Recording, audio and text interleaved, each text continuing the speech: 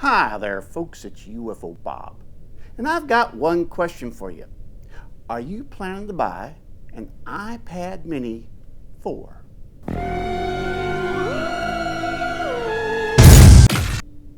Recently, I bought one, and now I'm going to tell you all about it. To begin with, the iPad mini 4 comes in several configurations, and it's priced accordingly. You can choose from 16, 64, or 128 gigabytes of hard drive space. Next, it comes in 3 colors: silver, gold, and space gray. Of course, space gray was my choice. Finally, for an additional cost of about $130, you can have mobile connection.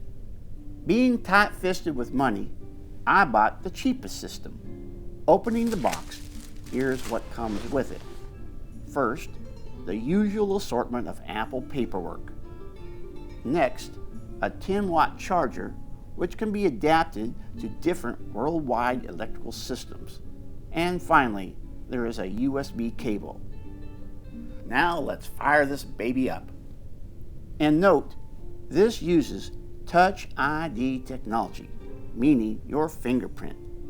Personally, I don't like the idea, so I won't set it up that way. Now, one of the reasons I bought the iPad mini 4 is because it's lightweight and compact.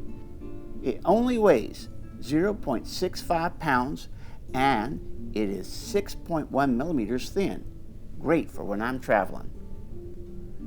Powered by an A8 chip with second generation 64-bit desktop class architecture, Apple claims that the CPU is 30% faster and the graphics 60% faster. I'm not a techie, so I can't confirm that, but it seems fast to me. The 7.9-inch Retina display with 2048 by 1536 pixels is sufficiently bright with rich, vivid colors.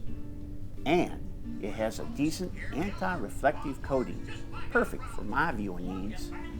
Which reminds me, on the top front is the FaceTime HD camera.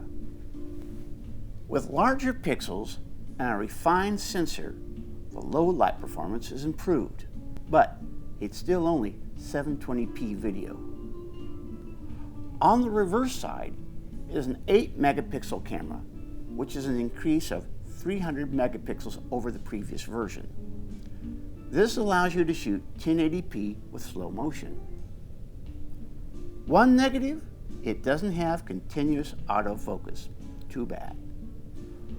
On the right-hand side are the volume controls, and on the bottom are stereo speakers with a Lightning power port. By the way, the audio from the speakers is pretty good in my judgment. Unfortunately, the iPad mini 4 doesn't come with headphones. That's too bad. Anyway, on the top left is the headphone jack, and on the top right is the power on-off button. It comes with 2 gigs of RAM and a dual-core processor, and with iOS 9, it supports side-by-side apps, slide over, and split view. This means you can have video which can be popped out, resized, and moved around while running other apps. Unfortunately, many apps aren't designed to take advantage of these new functions. For example, YouTube. This is a big negative for me. Still, overall, I like my iPad mini 4, and I highly recommend it. Well, until next time, this is UFO Bob.